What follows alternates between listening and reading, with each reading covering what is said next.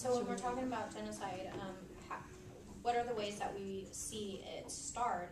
And some of that, you can look at it, the different genocides in history, and you can see that people are separated based on their when you're passes. talking about, Do you want to talk about the 8 Yeah, stages? there's actually a really good thing anybody can find online. You just type in 8 stages of genocide into Google or whatever, and it comes up with basically these 8 stages, and it goes classification, symbolization, dehumanization, organization, polarization, preparation, extermination, and denial. And basically, it starts with classification, where people start to distinguish themselves between us and them. Or like in Rwandan case, on the radio broadcast, they started saying Tutsis that they weren't Rwandans, even though they've been there just as long as any other tribe, that they were cockroaches, different people, that they weren't human. So that's like that classification. And then you go to symbolization, where like in the Holocaust they made Jews wear stars, or in other places they've made people dress or you know, a certain ways. And then you go to dehumanization, which is what Sean was talking about earlier, where they have hate speeches, and they have, and along with the radio, calling them cockroaches and things like that. And that's something, like, I'm sorry to interrupt you, but I really think we need to highlight was the idea of, you know, looking at this specific group as like pests, as like as like whether they're not cockroaches, less than human, something like, and the language that they use is definitely something that it's derogatory, and it makes them seem like extermination needs to occur, that there needs to be an ethnic cleansing of sort. Yeah, that's the word that they And this dehumanization doesn't Yeah. just work on the people who are doing the killing. It works on all the citizens, all the people who are not being targeted. It makes them think that this is justified and that it's valid, because if they're not seeing these people as people, then they feel like, well, go ahead, go on, keep doing what you're doing. They have no will to stop it. After classification. After symbolization, yeah. We have like the swastikas for the Nazis, and you have the stars for the Jews. And then it says that there's like ways to fight this. Basically, I'm not going to go over all those specifically, but if you look this up, you can find how like government or individuals can maybe lobby their government to help with that. As far as polarization, most people, that's where you will drive groups apart. So like laws that prevent intermarriage, to where like in Rwanda's case, where they made it illegal for the Hutus to marry the Tutsis. And putting a certain group of people in a ghetto. yeah, putting people in ghettos, not letting them, say, back in the day here in America, not letting black people drink from the same water fountains, or go to the same schools, things like that. Organization is when they start collecting these people and they're putting them in camps, or not. They don't always do that. Sometimes they just, transport people to other areas, and they just let them sit on this horrible place that has no resources, no water, anything. Siberia. Siberia. Let's see. Oh, preparation. That has to do with when death lists are drawn up. We found evidence throughout our genocide class, and there's many genocides where you find evidence later that the government's kept extensive records of who they're going to kill, who they were going to send to camps, what they were going to do with these people. And that's not true in all cases, but it does happen a lot, and it's definitely an indicator of genocide happening. And extermination is when they start to kill everybody, obviously. They do it in many different ways. Notoriously, the Holocaust is known for gas chambers and putting people on trains and transporting them that way. But in the Rwandan genocide, they mostly killed people with machetes, big, I don't even know what you call, hammer type things. There are clubs that had clubs that had the nails sticking out of them. Glass shards And that was 100 times more efficient than Hitler was at killing people as far as numbers go in the matter of hours.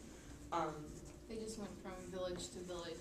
They burn down villages. It's not just killing people. They will burn villages down. They'll poison water wells and where they poisoned the water wells of displaced people, and I don't remember. But there was where they weren't killing everybody in this particular genocide, they were forcing most people out of their homes and to go into desert land where there were wells, but what they would do is dump dead carcasses down these wells, so that it would force these people to basically die by dehydration and force them off the land, not just then, but forever, so that they would never come back if they did manage to survive. So instead of killing them directly, they kill them indirectly by impairing their living conditions to unlivable conditions. Yeah. But because it was still systematic, still genocide. Exactly. Okay, so what was the last one after extermination? You've got actually denial, which is where people, because this happens over and over and over again, every single genocide that has happened since the Holocaust, because genocide term was actually coined for that particular instance.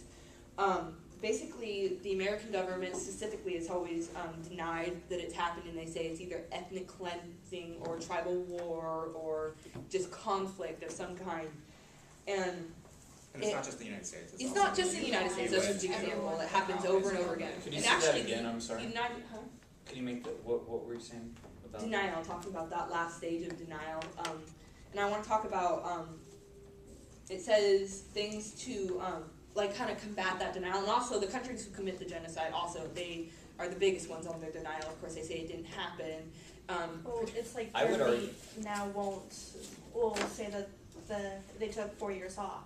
They won't talk about those 4 years where the Holocaust happened, and Japan's actually not even teaching about the Holocaust anymore. Well, Right.